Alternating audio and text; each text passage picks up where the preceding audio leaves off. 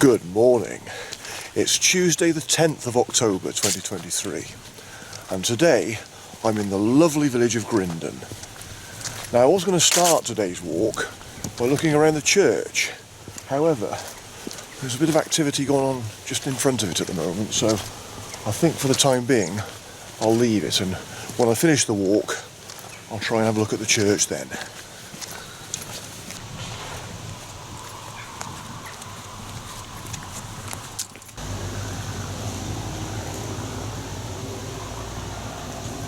Grindon is an ancient village in the Staffordshire moorlands and is mentioned in the Domesday Book of 1086. The economy then, as now, was mostly made up of farming, primarily using pasture land for sheep and cattle. The village streets today are lined with pretty gritstone cottages.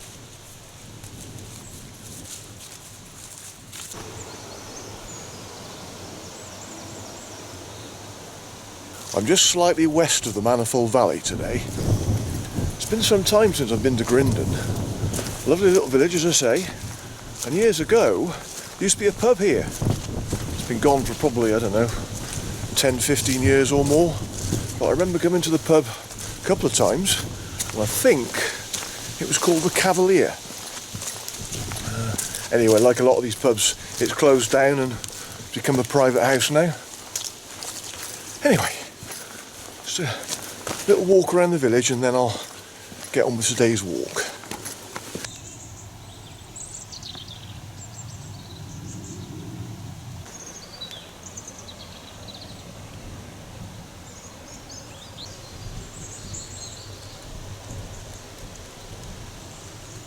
Grindon has a pinfold. Like all these village pinfolds, it's where stray cattle and sheep would have been kept, and then the owners would have had to pay a fee to get them released.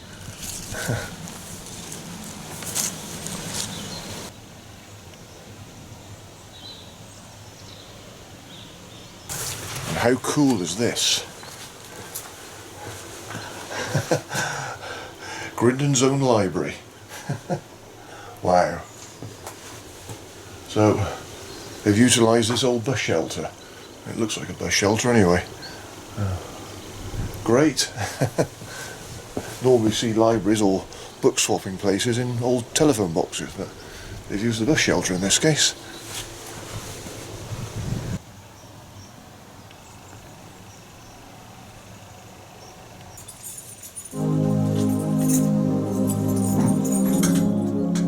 My walk started along Oldfields Farm Lane, which I would be following to the very end.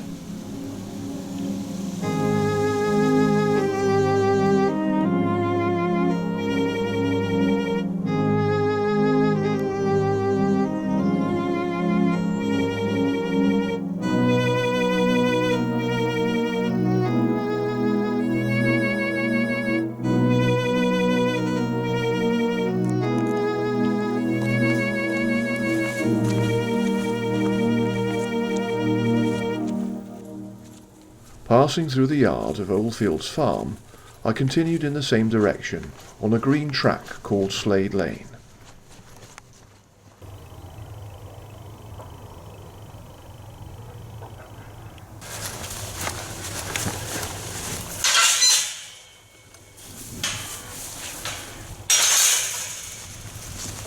Getting some lovely open views of the Staffordshire moorlands now. Wonderful. It'll be interesting actually to see how many walkers I pass on today's walk.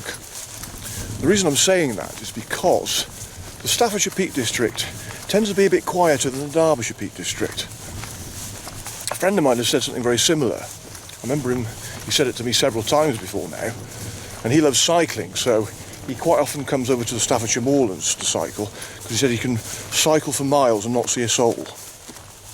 I mean, in Derbyshire, there are places where you could get away from a lot of people, you know, there are quieter spots. But once you cross the county boundary into Staffordshire, and again, it does have its hot spots, and some of those I will be visiting over the next few walks. But in general, when you come into Staffordshire, you do see less people. It's funny. I don't know why that is, because the Staffordshire Peak District is just as beautiful as the Derbyshire Peak District. But yeah, overall it does seem to be a bit quieter somehow, which is nice, because if you want to get away from the crowds, and particularly like this week, you know, kids are at school and, you know, we're into October, you know, hopefully you will see less people. So yeah, I am going to count the amount of walkers I see on today's walk.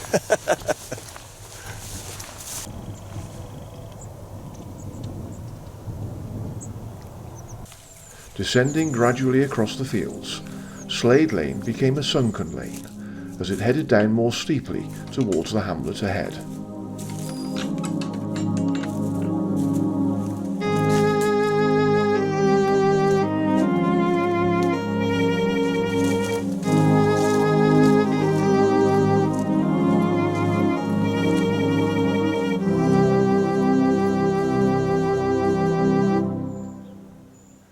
In less than half a mile, the track emerged onto a road at back of the brook.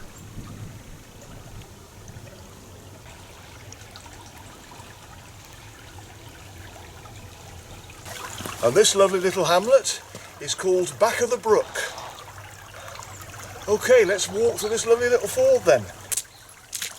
See if I can not fall on my bum.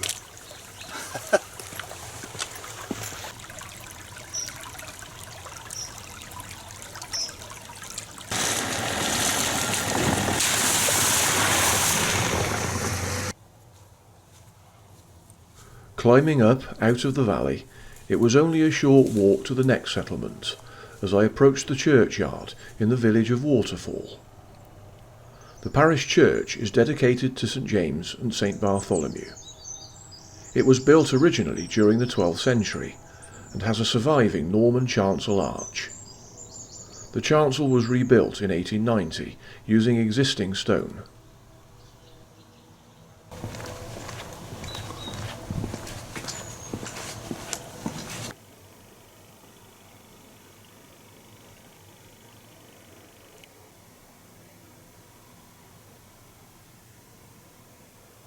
I'm on a roll at the moment for getting inside churches. I wonder how long it'll last. Oh yeah, St James and St Bartholomew's Church in Waterfall. Another beautiful little church. Getting inside churches at the moment makes me feel like a child in a sweet shop.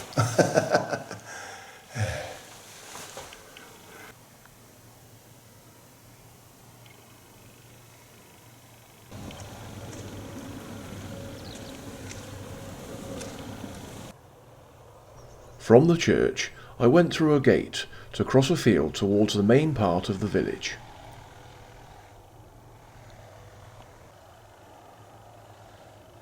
My path emerged onto Town End Lane, near the village pub, the Red Lion.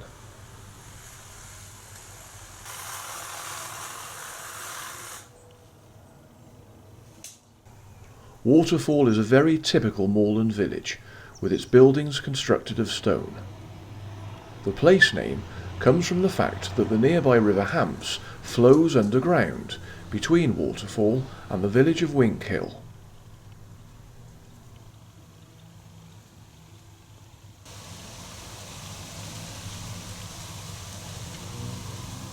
The old village stocks there. There's an old water pump over there. There's a village pub. It's always a bonus when the village has got a pub. And here, another old red telephone box. And yes, it's used as a bookstore. Fantastic. Ah, lovely. Okay, on we go then.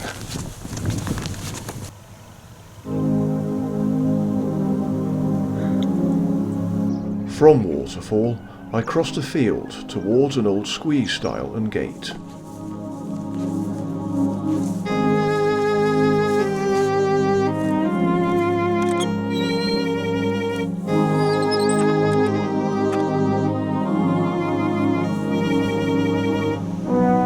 It was less than a mile when I slowly descended to the busy A523 in the village of Waterhouses.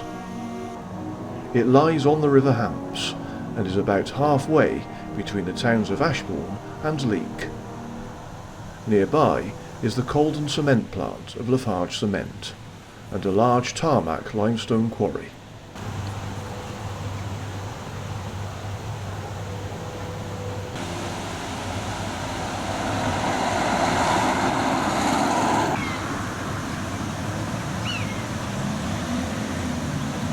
Well, now that I'm in Waterhouses, I think it's a good place to stop for my lunch soon.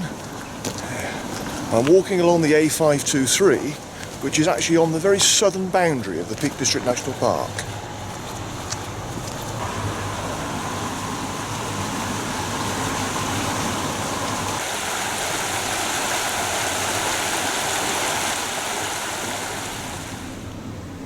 I turned off the main road near Brownend Farm to follow a lane crossing over the River Hamps.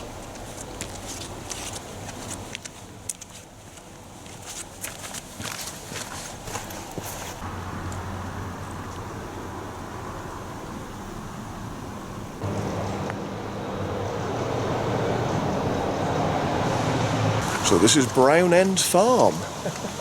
What a great name. It's a cycle hire centre. That's for people who want to ride a bike here along the Manifold Way, which I'm following.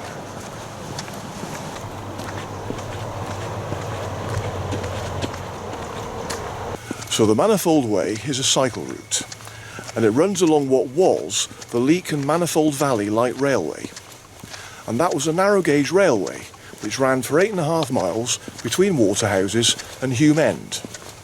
And it acted as a feeder line connecting the Manifold Valley to the standard gauge railway at Waterhouses. The railway operated between 1904 and 1934, but today it's a cycle trail, and it's really nice that cyclists can enjoy the route of the old railway line.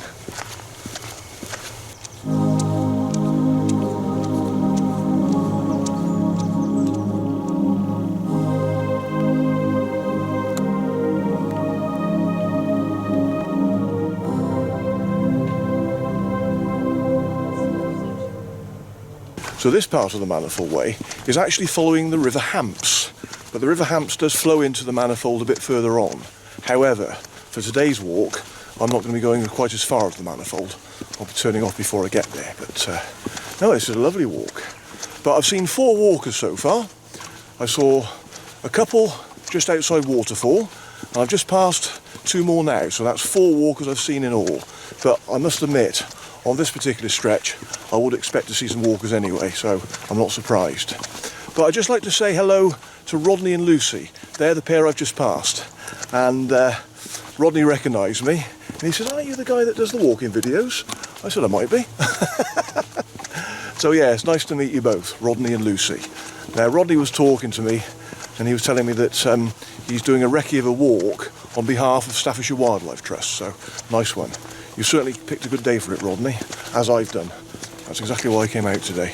Anyway, hello to Rodney and Lucy. Nice to meet you both.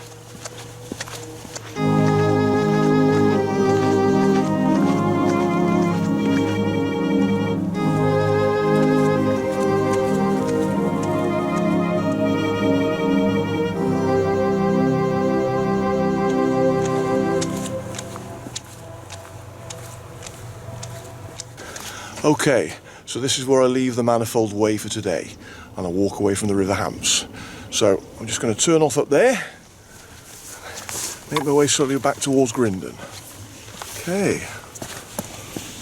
Blimey, that's one of the first gates or stiles that I've walked through where I haven't had to breathe in.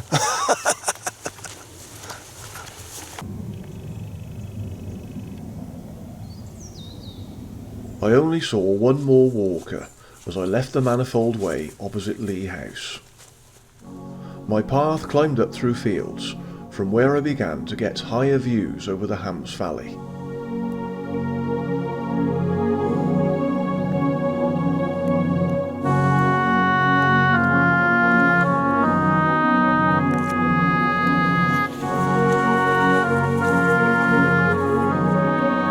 In half a mile, I climbed a stile onto a farm lane, following it northwards.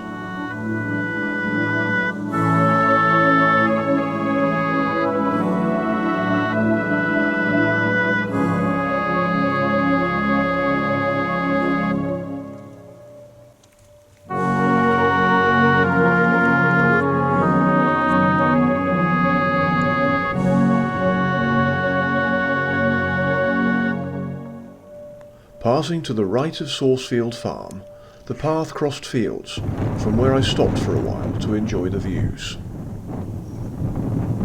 That rocky cliff face in the distance, that's Beeston Tor. And that's just around the point where the River Hamps meets the River Manifold.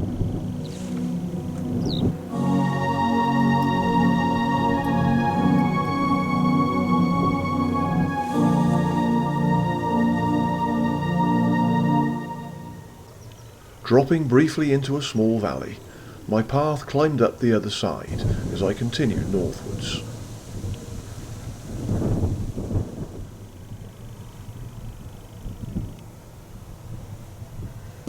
A gentle climb now, and I've got less than a mile before I get back to Grindon, so I'm on the last leg now.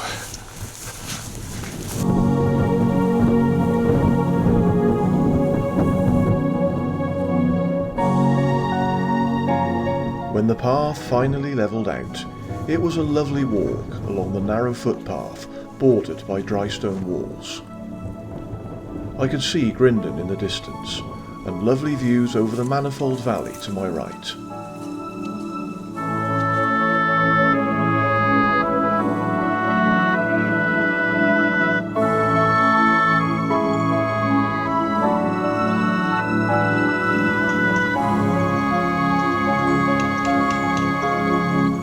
I'm back in Grindon, so that's the end of today's walk, and it's been yet another lovely walk.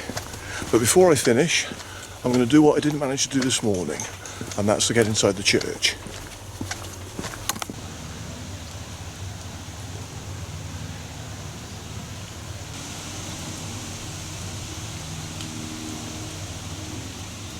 Well, just before I do go inside the church, I'm going to have a look at this.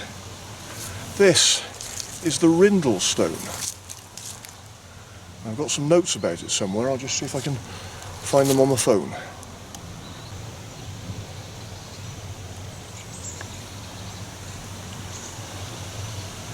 On Grindon village green, by the church gates, is the carved Rindle stone. This records how the Lord of the Manor of Grindon established his rights for the Rindle at Staffordshire Assizes on March the 17th, 1862. A rindle is a brook flowing only in wet weather. Wow.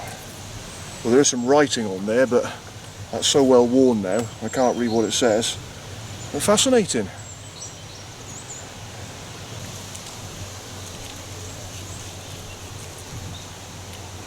All Saints Church, built in 1848, is known for its elaborate stone carvings. It also houses a memorial to the crew of an RAF Halifax that crashed on the nearby moors in the severe winter of 1947, on its way to bring supplies to the isolated northern village.